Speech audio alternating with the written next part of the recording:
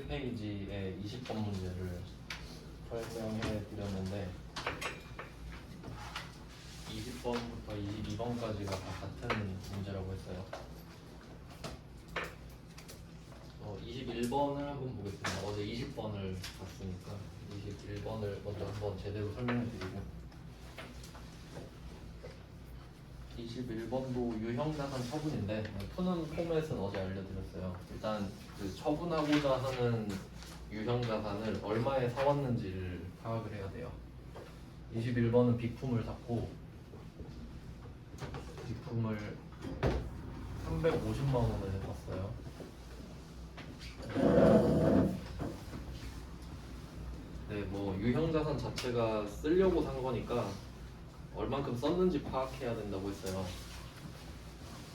감가상각무게 215만 원 들어있고요.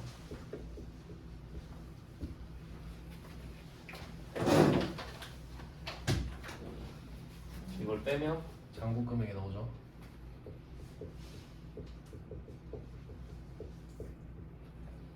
135만 원.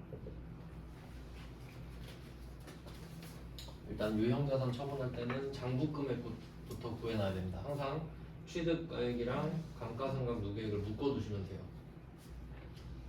이걸 먼저 파악을 했고, 그다음에 얘를 얼마에 파는지 110만 원에 팔아요. 처분 금액.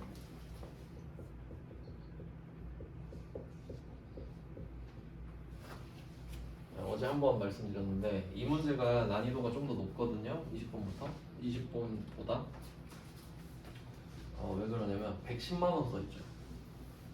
요 금액 자체가 110만 원 딱 보면은 100만 원, 10만 원 이런 생각이 든단 말이죠. 네, 110만 원에 부가세가 별도로 또 붙는 거죠. 그러면 121만 원을 받아야 된다는 소리네요. 근데 실제로 우리 돈은 110만 원이죠. 그러니까 110만 원에 판 거지. 부가세 빼고 하는 거라고 했죠. 처분 금액은 부가가치세 제외입니다. 이유를 아셔야겠죠.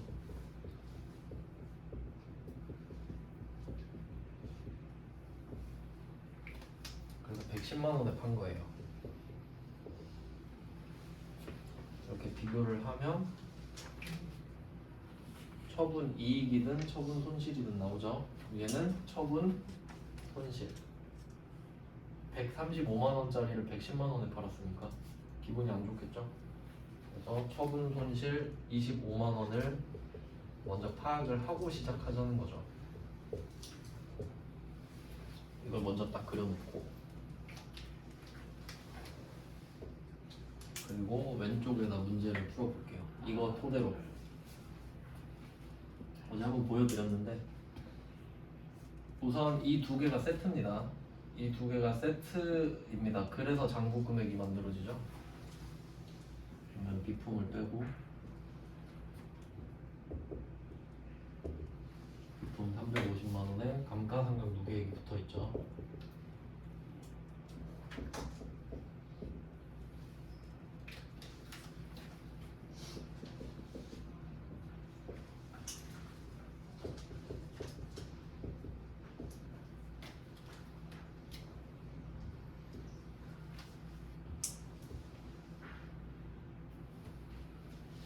이게 1번이었어요.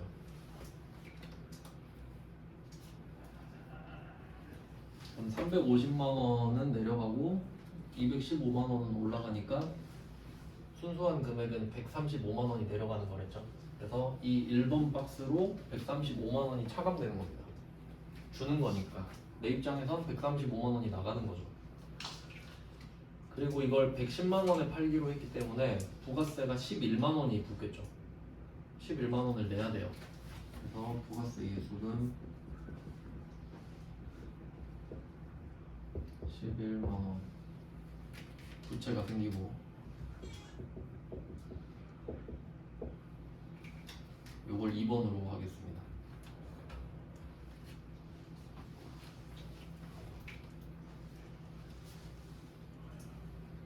그 다음에 3번은 얼마를 받았는지인데 121만 원을 받아야 되죠. 11만 원을 내야 되니까. 근데 이걸 쪼개잖아요. 헷갈리게. 60만 원은 현금으로 받았다 하고,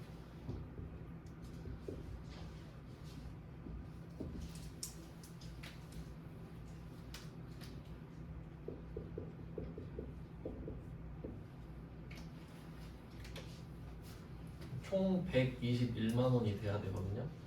요거 어설프게 암산하다 틀리죠. 61만 원 더 받아야 됩니다. 121만 원이니까. 그러면 나머지는 절대 잔액을 말해주진 않죠. 나머지라고 하겠죠. 나머지 금액은 잔액은 월말에 받기로 했다. 외상이죠. 미수금.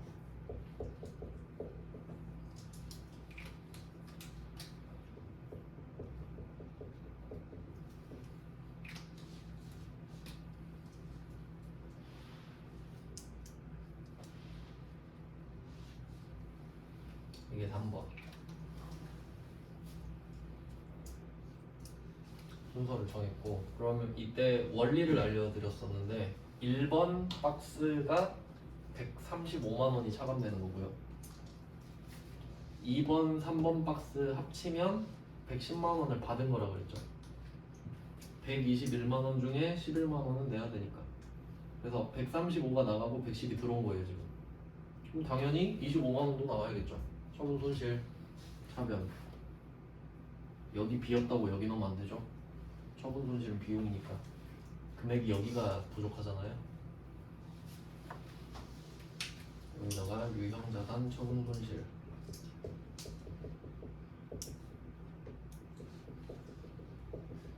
(25만 원을) 넣으면 딱 맞습니다.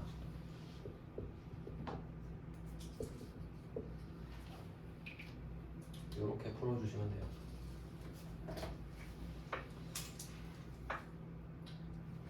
그래서 대표 문제를 지금 푼 21번으로 하는 게 좋지 않을까 생각을 합니다. 20번은 그 몸풀기로 처음 소개해드리는 거니까 쉬운 걸로 했고요. 20번은 구조가 어려운 게 아니라 어음에서 많이 틀렸겠죠. 미수금 말고 받으러움 써서 틀렸을 문제고, 21번은 구조가 좀 복잡하죠. 부가가치세에 대한 이해가 필요한 문제예요. 네, 21번이 회계 1급이니까 회계 1급에서는 어려워봤자 이 정도일 것 같습니다. 이렇게 풀어주시면 되고, 그럼 이게 왜 제품 매출이랑 차이가 나는지 좀 보여드릴게요.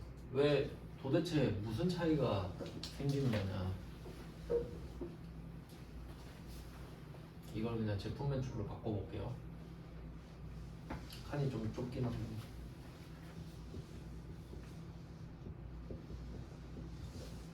만약에 제품을 팔았다고 하면은 110만 원에 팔았으니까 11만 원 부가세가 붙을 거거든요.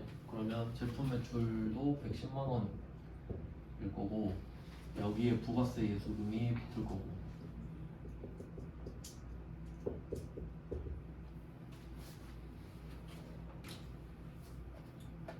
네, 얘는 이 제품 매출 한 개가 1번이에요.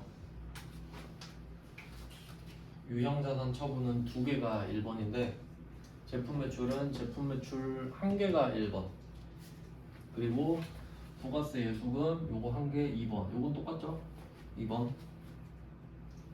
그다음에 3번도 뭐 크게 차이는 안 나는데 3번은 현금 60에 외상 매출금이겠죠? 61만 원 이렇게 될 거예요. 그럼 이렇게 하면 이게 3번. 이거 놓고 봐야 돼요. 2번과 3번은 똑같죠. 부가세가 11만 원 붙는다는 사실과 121만 원을 받았다는 사실은 똑같죠. 물론 계정 과목은 차이가 나지만 1번에서 차이가 나는 거예요. 유형자산은 얼마에 샀는지 얼마를 썼는지를 적어줘야 되고, 근데 제품은 우리 배웠잖아요. 제조원가를 여기다 따로 쓰진 않죠. 결산 때 해결이 되니까. 그러니까 제품은 받은 돈만 딱 쓰니까 처분, 손실 이런 게 없지. 110에 팔았으니까 110 받았는데 딱 맞아 떨어지잖아요. 그러니까 1번에서 차이가 나니까 요게 삐져나온 겁니다. 금액이 안 맞으니까.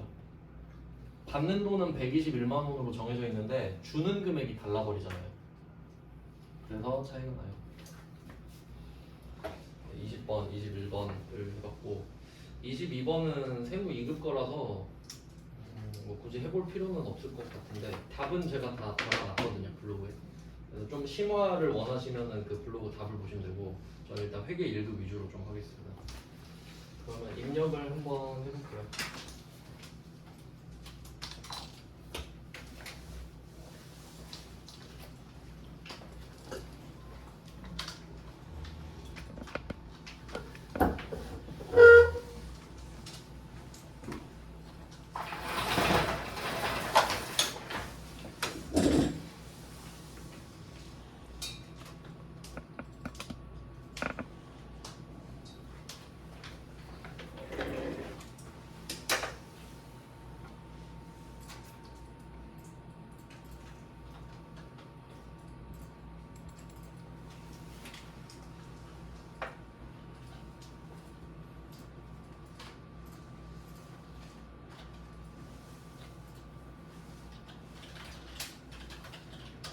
K랩 들어가시고요.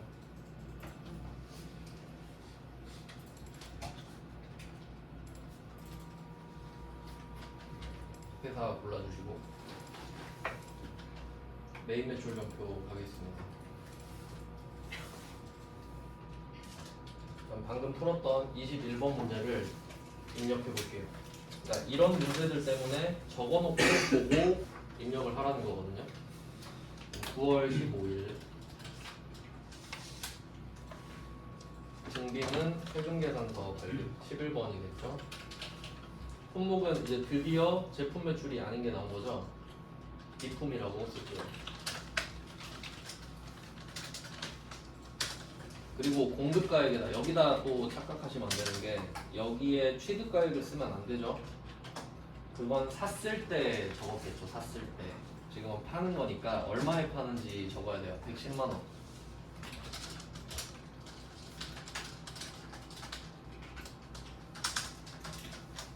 거래처는 직접 적겠습니다. 주 전부.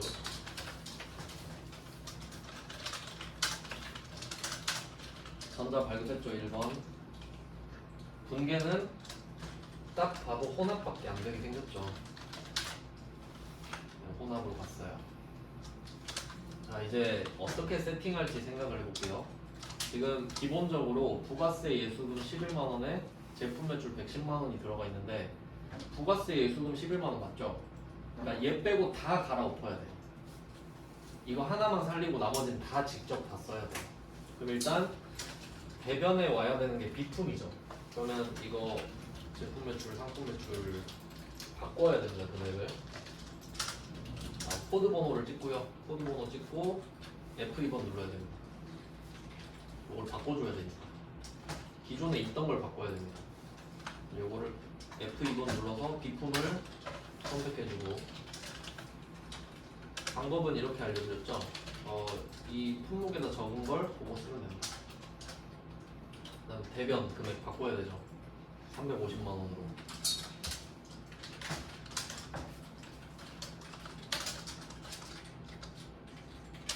그 다음에 비품 가면 감가상각 누계액도 따라가야죠. 차변으로.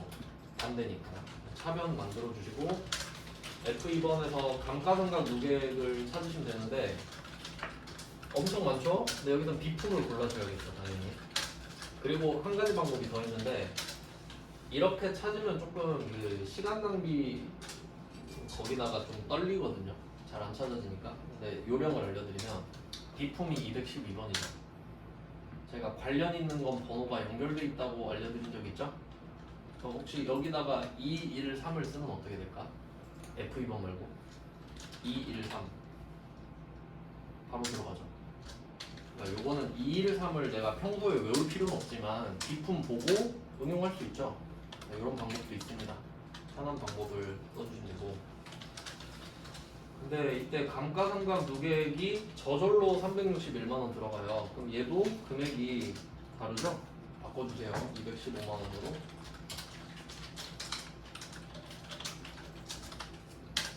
네, 그럼 아까 제가 적어드렸던 거랑 비교를 하면 기품이랑 감가상각 무게액이 1번이죠.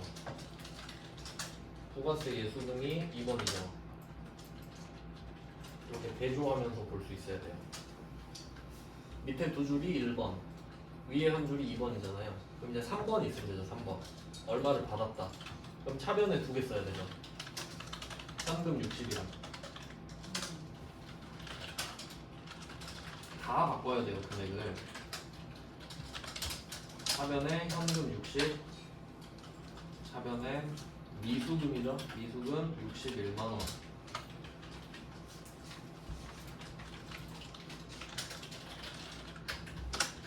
미수금은 공사 미수금 조심하시고요. 네, 61만원 됐죠. 그러면 3번까지 끝난 거거든요. 그러면 이걸 딱 합계를 보면 차변이 비었잖아요. 이게 안 봐도 뻔하죠. 25만원 비어있겠지. 그럼 이게 유형자산 처분 손실. 차변에 한 번 더 입력해 주시면 돼요. 알아서 25만원이 들어갑니다. 그래서 좀 손이 많이 가는 문제예요. 연습을 좀 많이 해보셔야겠죠? 그러니까 이런 문제로 난이도 조절을 한다고 생각하시면 돼요. 그러니까 좀 이런 문제를 시험장에서 볼 때는 어떻게 좀 생각을 하셔야 되냐면, 그러니까 시험은 전략이잖아요. 그러니까 시간을 무제한 주면 다 푸는데 시간이 없으니까 전략을 짜야 되는 거고, 그럼 어떻게 하셔야 되냐면 쉬운 문제는 걱정이 안 되잖아요. 그럼 만약에 이런 문제가 나온다고 하면 얘는 시간을 좀 더 써야겠다라고 생각하고 푸는 거예요. 얘는 한 3, 4분 쓰지 뭐. 안 그럼 그런 생각 안 하고 가면 엄청 떨려요. 답이 안 보이니까 막 허둥지둥 한단 말이에요. 그럴 만한 문제입니다. 얘는 그럴 가치가 있는 문제예요. 22번은 안 하겠습니다. 어제 너무 좀 지역적으로 한 것 같아서. 유형자산 처분은 이렇게 21번을 대표 문제로 넘어가고, 그 다음에 8페이지도 두 문제 있는데 세무 1급 거거든요. 볼 필요도 없습니다. 얘는 세무 2급 거는 뭐 참고하셔도 되는데 세무 1급 거는 절대 안 넘깁니다. 그냥 참고로 넣어놨고 이제 9페이지로 갈 거예요. 드디어 11번 과세가 끝났어요. 네, 주제는 어제 설명을 해드렸고 이제 카과로 가거든요. 카과. 이게 좀 시간이 엄청 넉넉한 게 아니라 설명을 짧게 할 걸 대비해서 그 블로그에 설명을 조금 달아놓긴 했거든요. 그건 또 같이 보시고, 17번 카과는 어떻게 해야 되냐면 우리가 물건을 파는 쪽인데 신용카드 영수증을 줘야 돼요. 신용카드 매출점표를 줘야 됩니다. 이거를 발급 또는 발행 하는 말이죠. 자, 신용카드 매출점표를 발행해야 되는데 이 안에 숨어있는 상황이 있어요. 네, 상식적으로 생각을 해볼게요. 우리가 100% 과세 물건만 파는 건 아니죠? 확신할 수 없죠, 미래는. 그러면 세금 계산, 그 부가세가 있는 걸 팔 수도 있고 없는 걸 팔 수도 있단 말이에요. 그러면 우리가 카드 점표를 발행했다는 사실만으로 부가세가 있는지 없는지는 알 수 없죠. 그러니까 과세 물건을 팔아도 카드 점표 줄 수 있고 면세 물건 팔아도 카드 점표 줄 수 있다는 소리예요. 그럼 이때 국한되는 거는 이름이 카과잖아요. 그러니까 과세 물건을 팔고 신용카드 매출 점표를 줘야 돼요. 면세 말고 과세 대상. 면세 말고 과세여야 돼요. 부가가치세가 붙은 물건을 카드 점표를 주고 팔아야 된다. 일단 이건 당연한 거죠. 왜냐면 면세 물건을 팔 수도 있잖아요. 그러면 카면이겠지. 그럼 카과가 아니라. 그리고 한 개 더 있어요. 방금 그 11번 과세를 끝냈는데 11번 과세는 세금 계산서를 발급하면 11번 과세였잖아요. 근데 우리 지금 카과 하거든요. 카과. 그러면 우리가 물건을 파는데 상대가 카드를 내밀면 카드 점표를 줘야 되죠. 뭐 안 줘도 어차피 전산에 찍혀 있습니다. 근데 이 사람이 세금 계산서도 이메일로 보내달라고 할 수 있잖아요. 그럼 거래는 한 개인데 증빙이 두 개죠. 충분히 그럴 수 있죠. 그러면 국세청이 우리한테 세금 2번 거둘까요? 그건 말이 안 되죠. 거래가 한 개인 거 뻔한데 거래처도 똑같고 그러면 둘 중에 한 개만 쳐주거든요. 그럼 뭘로 쳐주겠어요? 세금 계산서로 쳐주겠지. 그러니까 이게 한 거래에 대해서 세금 계산서랑 카드 점표를 같이 주면 세금 계산서 한 개만 준 걸로 되거든요. 그럼 11번 과세가 되잖아요. 근데 우린 지금 17번 카과를 배우고 있잖아요. 그러면 17번 카과가 성립하려면 세금 계산서를 안 준 상황이어야겠죠. 이해되시죠? 그러니까 세금 계산서 미발급까지 와야죠. 네, 이런 전제가 필요해요. 그래야 17번 카과가 됩니다. 그래서 비교해서 같이 써보면 세금 계산서랑 같이 줘버리면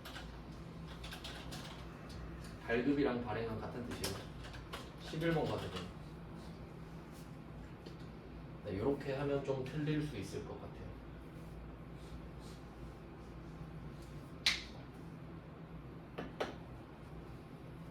네, 요걸 좀 조심하시면 되겠습니다. 경합하면 카드 점표가 져요. 그래서 17번 카과가 만들어지는 공식을 봤습니다. 그러면 일단 그림이 있는 걸 한번 넣어봤는데 그림 안에 일단 뭘 찾아야 되나요? 과세 대상을 찾아야 되죠? 그러니까 부가세가 있는지. 그러면 부가세 15만 원에 표시할게요.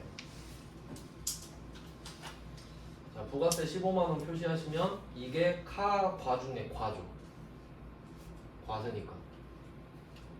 그리고 얘는 딱 봐도 카드 점표 아닙니까?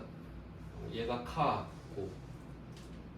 그리고 세금 계산서를 발급했다는 말 없죠? 그래서 얘는 17번 카과가 됩니다. 이렇게 보셔야 돼요.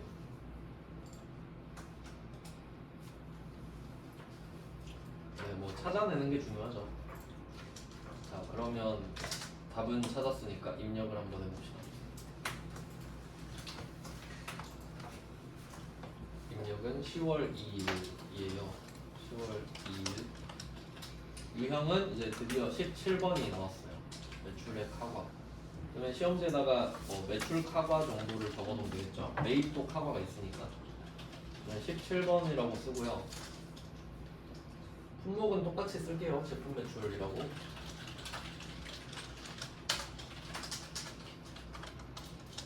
그리고 얘는 한 가지 기억하셔야 될 게 있어요. 이게 공급가액이 100%고 부가세가 10%라고 말씀드렸잖아요. 근데 이 카과 같은 경우는 보통 대상이 소비자거든요.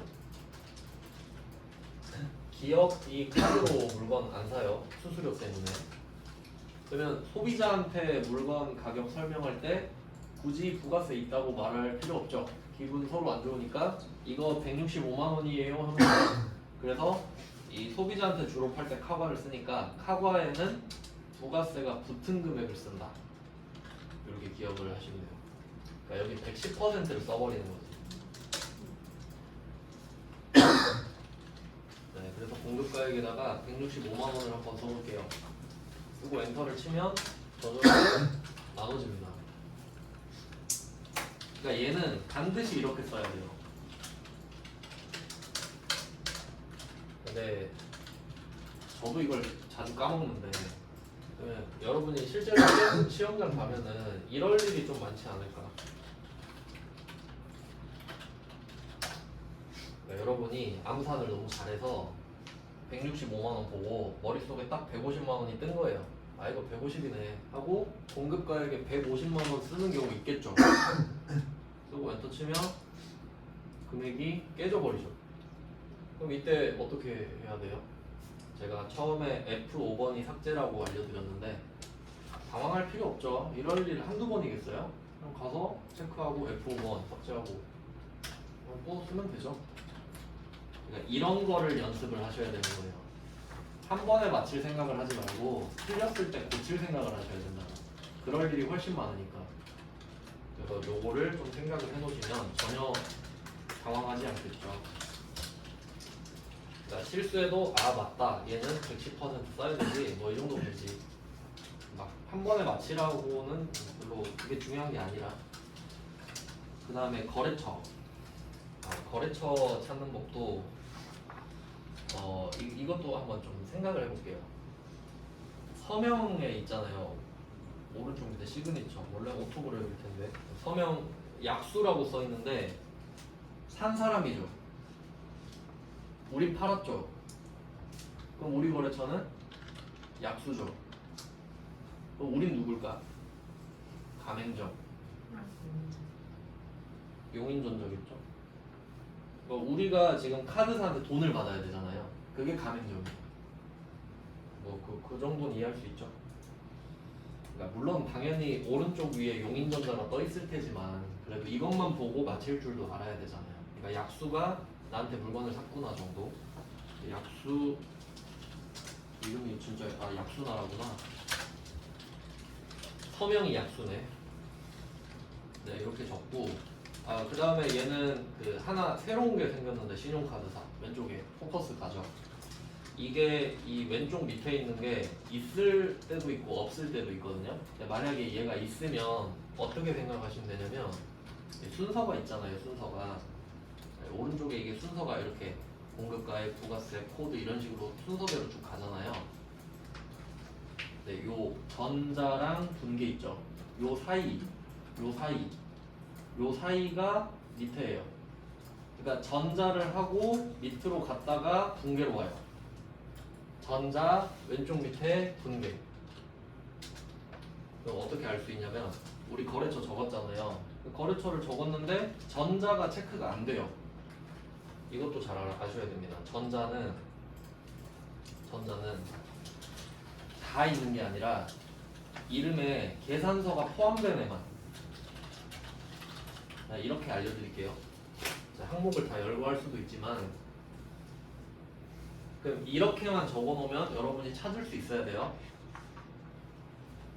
적으면 다 적을까봐 못 적겠는데. 계산서, 세금 계산서, 영세율 세금 계산서, 수입 세금 계산서. 이거 보면 이름에 다 계산서 들어가죠. 얘네들만 전자랑 종이가 있어요. 그럼 카드점표는 전산에 그냥 찍혀요. 그냥 전자야. 걔네들은 100% 전자. 현금 영수증도 마찬가지. 그러니까 우리가 카드 긁고 받는 종이는 형식적인 거예요. 이미 전산상에 올라가 있어요. 근데 세금 계산서는 전자 말고 종이로 주는 경우도 있기 때문에 얘네만 구분하거든요. 그러면 카드 점표는 전자 자체를 고를 수가 없겠죠. 그러니까 전자를 건너뛰는 거예요, 지가. 그러면 얘를 건너뛰면 어디로 가겠어요? 왼쪽 밑으로 가겠지. 그래서 일로 온 거예요. 카드사를 또 눌러보면은 원래는 있어야 되지만 없으니까 밑에서 바꿀게요. 원래는 여기서 고르시면 돼요. BC카드든 뭐든. BC카드 골랐다 치고 F2번으로 엔터 쳐서 넘어갑니다. 그러면 다시 분계로 왔죠. 그러면 제가 어제 그 4번 카드를 쓰지 말라고 추천을 드렸는데 이유를 보여드릴게요. 자, 분계에다 4번 카드 써볼게요. 전 카드 결제했으니까. 자, 답이 미수금 뜨죠?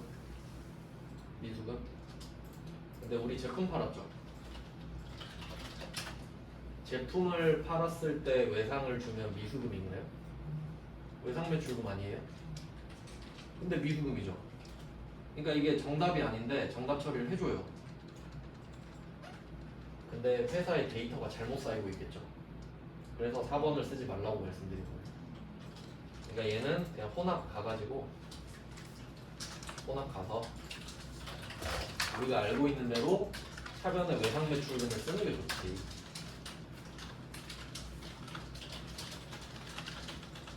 그래서 여기서 제대로 아셔야 될 거는 미수금도 정답 처리가 된다는 거지 미수금은 오답입니다 원래. 그러니까 남의 회사 거를 그렇게 해주면 안 되잖아요. 진짜 그 좀 논란이 있을 수 있죠. 매출 채권이 중요한 회사도 있으니까. 네, 그렇고요. 그 다음에 또 생각해 보면은 우리가 이 165만 원을 약수나라한테 받나요? BC카드한테 받죠. 그래서 외상 매출금의 거래처를 BC카드로 바꿔줘야 되는 겁니다. 그러니까 원래는 아까 신용카드사를 골랐을 때 여기서 고르면 저절로 반영이 돼요. 근데 못 골랐으니까 아래서 바꾸셔도 돼요.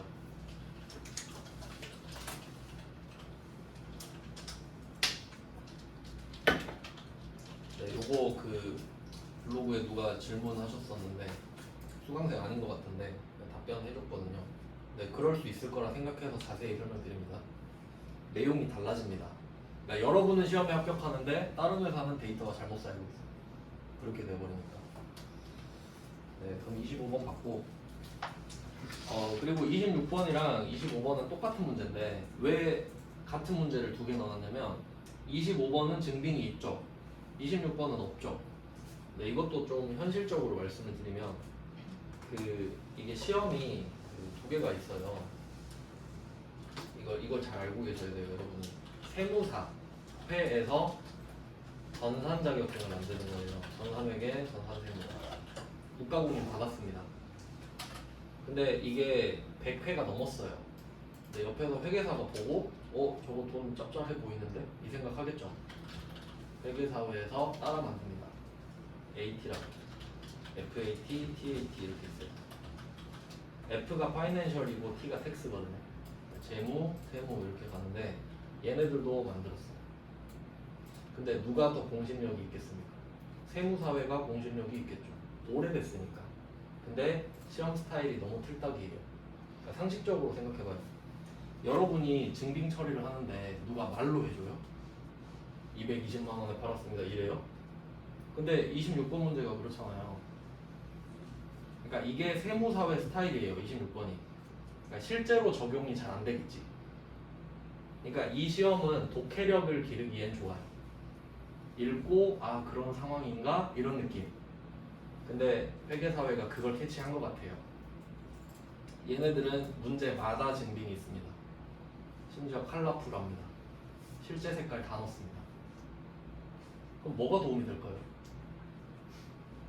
이게 더 도움이 되지. 근데 왜 여러분 이걸 배울까요? 이게 공신력이 있으니까요. 그래서 제가 추천하는 거는 요거를 하고 요거를 독학으로 하시면 좋다. 제 이야기를 해드리면 제가 학생 때 세무 2급을 땄어요. 독학으로 한 달 만에. 네, 그때 시험에 이게 나왔거든요. 일주일 기출문제 보고 합격했어요. 똑같거든. 근데 얘는 글자 위주고 얘는 증빙 위주죠. 그렇게 어렵진 않을 거 아니에요. 그러니까 이것까지 해놔야 여러분한테 도움이 될 것 같다라는 거지. 알겠죠? 네, 제가 뭐 회계사회에서 나온 게 아니라 그냥 실제로 그럴 것 같다고. 그러니까 저는 대세가 기울 거라고 생각합니다. 이걸로 증빙이 나오니까. 참고하세요. 그래서 이게 최근 들어서 이 시험도 증빙을 많이 내거든요. 근데 좀 안타깝게도 그 한글로 만들어서 넣고 이런데 그래서 하나씩 넣어봤어요. 둘 다 나올 수 있으니까. 그러면 26번은 바로 입력해볼까요? 5월 30일. 얘도 딱 훑어보니까 부가세 있죠. 부가세 있고 세금 계산서 발급 안 했고, 그리고 그 또 두 문제를 넣은 이유가 또 여러 개가 있는데 25번 문제는 내가 세금 계산서를 발급했다고 직접 말하죠. 근데 26번은 내가 그 카드 점표 줬다는 말 안 하죠. 상대방이 나한테 결제를 했다고. 그럼 당연히 줬겠지. 맞죠? 네, 그래서 두 문제가 있어요. 당연한 말입니다. 그래서 25번과 26번은 같은 문제라고 보셔도 돼요.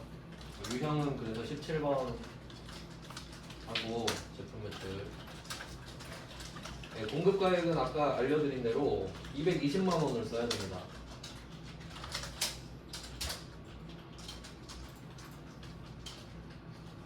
거래처는 우리임대.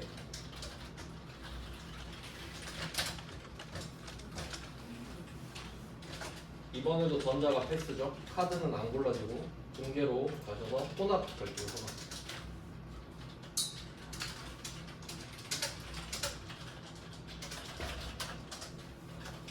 네, 그럼 차변의 외상 매출금이죠. 거래처는 하나카드로 바꾸고.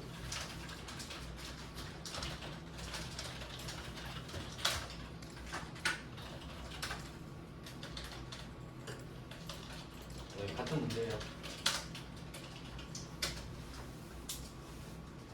그리고 25, 26 이 정도만 대비하시면 되고요. 그리고 27번 문제 있죠. 요거는 세무 2급인데 이거 유형자산 처분이거든요. 요건 따로 해보시면 되겠어요.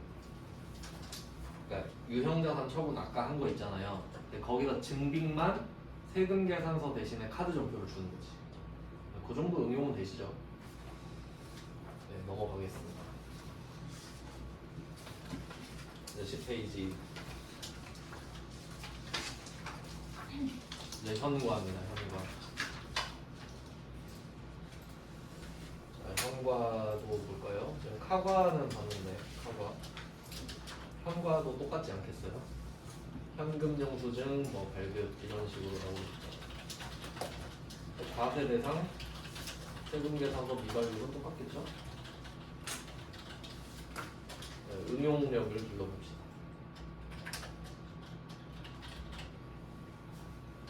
똑같습니다. 현금영수증을 발행했는데 현금영수증 자체로는 과세인지 면세인지 알 수 없죠. 그러니까 부가세 확인하고 세금계산서 안 줬는지 확인하고. 그러면 뭐 현과죠. 현금영수증 과세니까. 요거는 문제가 좀 더 많은데 그 특성 때문에 그렇습니다. 특성 때문에. 그러니까 카드 결제를 하면 카드사가 나오잖아요. 반드시. 뭐 그런 특징이 있고, 그럼 현금영수증은 현금을 받았을 확률이 높은데, 근데 이거 항상 상식적으로 생각하셔야 됩니다. 여러분이 만약에 물건을 샀을 때 계좌이체 해줄 수 있잖아요. 계좌이체. 현금영수증 신청할 수 있나요? 계좌이체 해주고. 할 수 있지. 잘 생각해봐요. 여러분 체크카드에 있는 돈 있죠? 그 돈 뺄 수 있죠? 그럼 현금이죠. 근데 안 뺐죠? 그거 현금 아닌가요? 현금이지. 그럼 계좌이체도 현금이죠. 내가 갖다 줄 수 없으니까 네가 그걸 빼라 이 말이잖아요. 그러니까 보통 예금도 나올 수 있겠다 생각하시면 된다는 거죠. 그러니까 현금 영수증이라는 이름에 속지 마요. 현금 영수증이니까 현금만 되겠지. 그건 너무 1차원적이죠. 우리는 알고 있어요. 현금이 되는 건 현금이지. 그래서 수표도 현금 아니었나요? 당첨된 로또도 현금이었죠. 그럼 예금도 현금이지. 네, 그런 내용이에요. 얘도 뭐 어려운 거 없으니까 바로 입력을 해봅시다. 얘도 역시 그림 있는 거 하나, 없는 거 하나. 그럼 28번은 일단 확인해야 되는 게 2만원이죠? 부가세 2만원. 과세다. 면세면 아예 없어요. 금액이 아예 없어요. 그 다음에 현금 받았죠? 답이 엄청 쉽거든요. 10월 27일. 유형 22번. 품목 제품 매출. 공급가액 얘도 22만원 써야 됩니다. 얘도. 이거 미리 한번 말씀드릴게요. 공급가액에다가 공급 대가를 적어야 되는 거예요. 공급 가액은 100%고요. 공급 대가는 110%였어요. 그러니까 공급 가액에는 100%를 적어야 되는데 110%를 적어야 되는 거. 이걸 해야 되는 게 3개 있어요. 3개. 일단 카과 하나 나왔죠. 카과 나왔고 현과도 나왔고 건별 이렇게 3개인데 지금은 제가 번호를 안 썼지 않습니까? 번호는 어차피 외울 필요는 없는데 왜 번호를 안 썼냐면 카과가 매출도 있고 매입도 있어요. 내가 카드 전표를 줄 수도 있고 받을 수도 있죠. 둘 다. 매출이든 매입이든 카과는 둘 다 110%. 현과도 마찬가지. 줄 수도 있고 받을 수도 있죠. 얘도 둘 다. 그 다음에 건별은 이따가 나와요. 건별은 매출밖에 없습니다. 근데 어쨌든 이 3개라고 외우면 되는데 좀 그 외우는 법을 알려드릴게요. 좀 기억에 잘 남겨봅시다.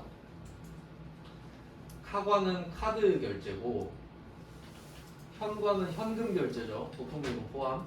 건별은 증빙이 없는 경우거든요. 그럼 이 3개는 주로 소비자. 그러니까 입장을 바꿔서 생각해봐요.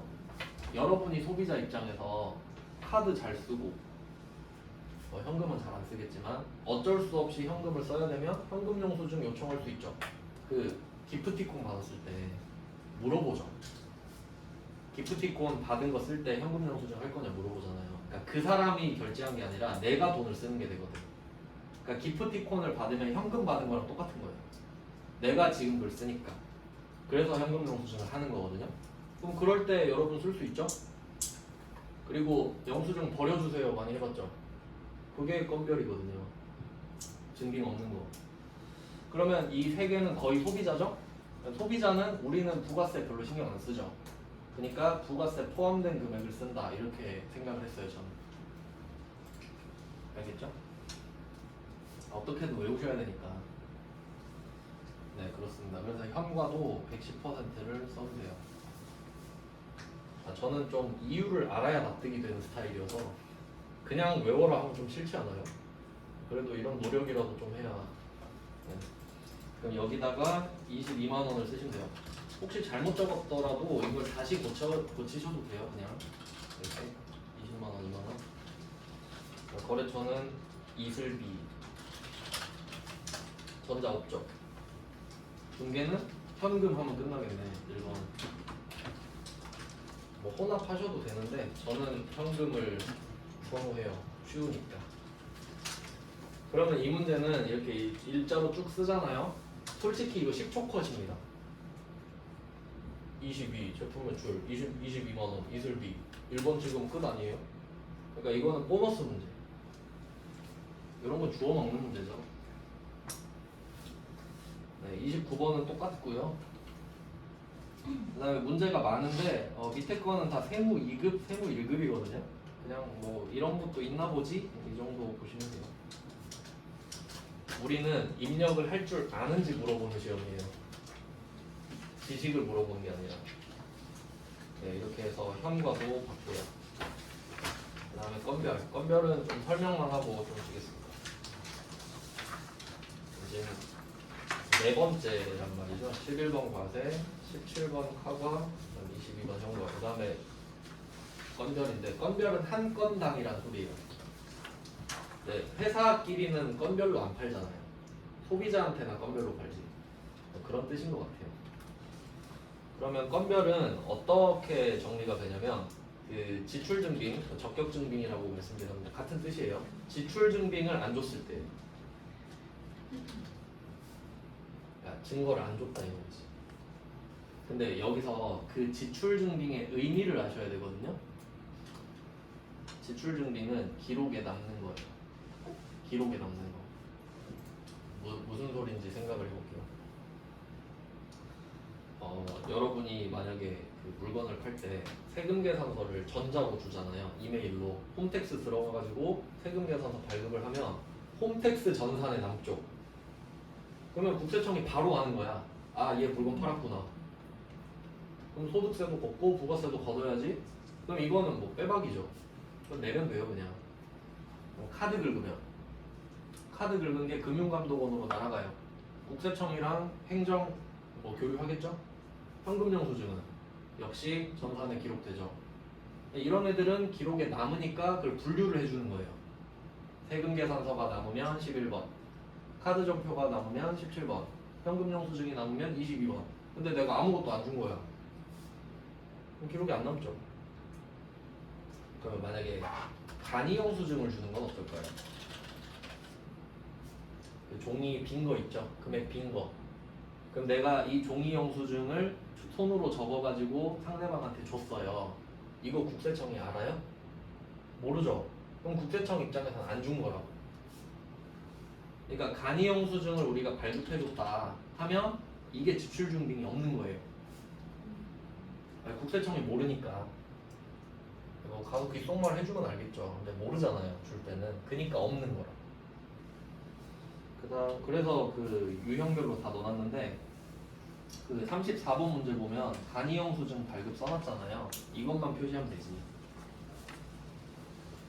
간이 영수증을 줬네. 근데 국세청이 모르겠네. 그럼 전산에 없잖아요. 그러니까 사실 현실적으로 말씀드리면 이거 신고 안 해도 되지 그럼. 누가 할 거야. 근데 우린 교육 지금 받고 있는 중이니까 그래도 내겠습니다 하고 성실하게 신고하는 거예요 지금. 그러니까 저랑은 안 해요. 네. 여러분은 잘 알고 계셔야 돼요.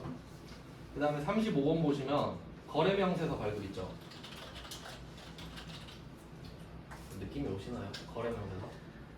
너랑 나랑 거래한 거 알지? 이거예요. 둘만 아는 거예요. 둘만. 국세청 모르죠. 그러니까 아무것도 안 준 거라고. 그 다음에 세 번째 36번. 36번은 아무것도 발행하지 않았다? 이렇게 돼 있죠. 그럼 당연히 아무것도 안 준 거죠, 이거는. 발급 X. 그래서 이 지출 증빙이 없는 케이스를 3개를 다 적어 놓은 겁니다. 그러니까 사실 이거는 신고를 안 해도 되지만 그래도 원칙대로 신고를 하세요 정도의 느낌이에요. 안 해도 어떻게 할 거예요? 세무조사 안 들어올 거 모르죠. 근데 일단 이런 식이라는 겁니다. 그러니까 안 해도 되는데 굳이 해라 이런 내용이에요. 그래서 건별도 부가가치세를 포함한 금액을 줬거든요. 일단 이렇게 정리해놓고 좀 쉬다가 계속 보겠습니다.